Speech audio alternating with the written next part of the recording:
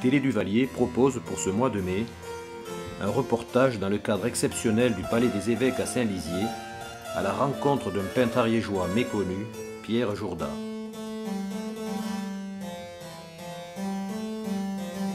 Un concert de clavecin donnait le ton de cette exposition devant de nombreuses personnalités du Couserans. Madame Jourda nous parle de son mari Pierre. Je peux dire que mon mari est un peintre occitan. Il est né dans la région toulousaine en 1931 et très vite on s'est aperçu que c'était un peintre, un créateur, et il a pu ainsi faire les études dans les écoles de beaux-arts de Toulouse et de Paris. Pourquoi n'est-il pas connu? Sans doute parce que d'abord il ne s'est pas soucié de l'être durant son vivant, son existence, et qu'à l'heure actuelle, il me revient à moi de faire ce travail de présentation. Je pense qu'il en vaut la peine, j'y crois. Nous avons fait beaucoup d'expositions déjà, nous en ferons d'autres, j'espère. En tout cas, celle-ci à Saint-Lizier, je crois, se présente bien grâce à M. de Jurquet qui nous a accueillis dans ses salons de l'Évêché, dans un cadre magnifique, dans des salons somptueux. Et je pense que dans un tel environnement, les œuvres de Pierre Jourda ne peuvent être que mises en valeur.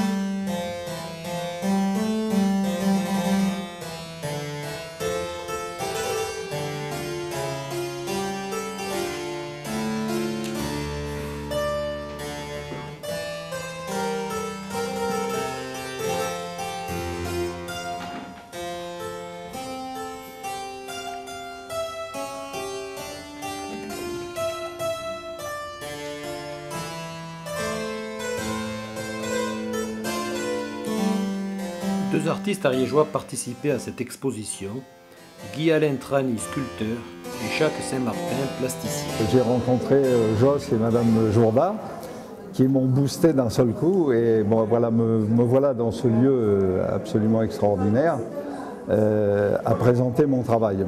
Donc je fais principalement un travail graphique à partir du textile, c'est-à-dire soit des broderies, soit des peintures brodées. J'utilise la broderie non pas comme un brodeur l'utilise, c'est-à-dire en connaissant parfaitement les points, en les appliquant, mais moi je pervertis un petit peu la broderie pour la mettre au service d'un travail graphique qui m'est personnel. Alors je travaille beaucoup les peintures brodées, c'est-à-dire que je travaille sur des formats avec un fond de peinture, et je reviens avec des points de broderie en incluant de la feuille d'or, des objets ou des choses comme ça. Là, il y a un florilège, si je peux me permettre ce terme, un florilège de mes travaux. Et j'ai inclus aussi un travail de mosaïque que j'avais commencé il y a très longtemps, la mosaïque, je n'avais pas poursuivi. Et là, je me relance dans la mosaïque qui me plaît beaucoup. On peut dire que, voyons, il y a un début à certaines choses, il y a les choses qui sont en cours, et puis il y a une fin. Alors il y a par exemple des activités plastiques qui ont été entamées avec par exemple les études aux Beaux-Arts, qui ont été abandonnées ensuite, et puis après il y a eu un gain peut-être un gain d'intérêt pour essentiellement la sculpture. La sculpture, donc, ce qui implique la pierre, la terre, la pierre synthétique parfois, le ciment noir, le plâtre, le moulage.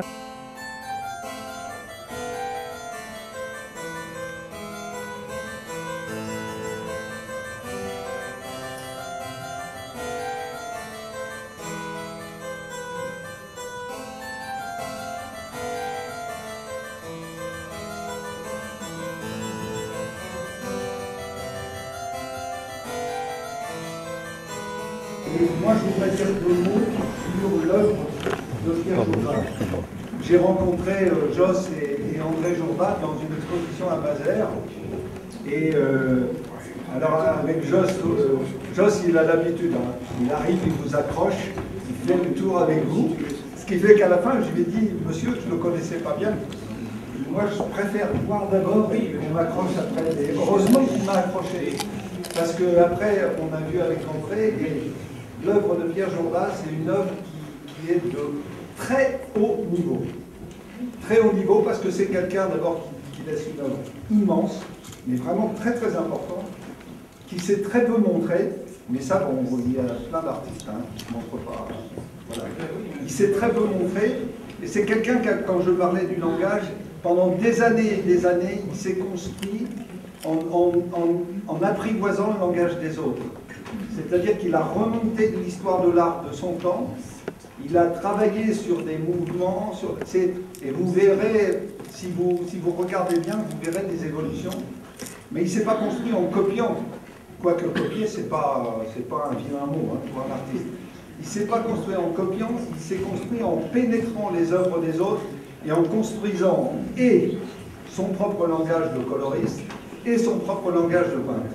Et moi j'ai eu l'occasion de voir beaucoup d'étoiles et à un moment donné, ça a été le déclencheur vraiment, et il est devenu Pierre Jourda. Je ne vais pas parler du peintre en soi, je vais parler de l'homme qui était un humaniste, un poète, un grand amoureux de l'Ariège et de la nature, qui s'est beaucoup préoccupé du devenir de l'homme dans notre civilisation, peut-être un peu trop machiniste, un peu trop menacé par la robotisation.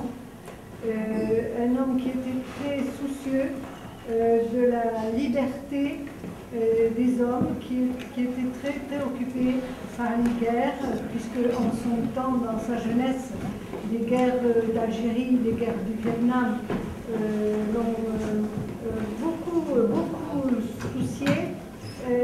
Donc c'est cet aspect-là de cet homme que je voulais aussi vous porter à votre connaissance. Voilà. Donc c'était un peintre et c'était un homme qui aimait la nature et l'humanité. Et j'espère que ce qu'il nous laisse nous permet de méditer sur tout cela. Je vais quand même finir par un tout petit poème sur cet acte de peindre. Il dit « Au bout du peindre, survivant de trompeuses becquetées de rien, que d'hiver a guetté la survenue de l'oiseau neuf. » Voilà, c'est l'oiseau neuf que nous cherchons. Cette beauté qui se cache dans les choses.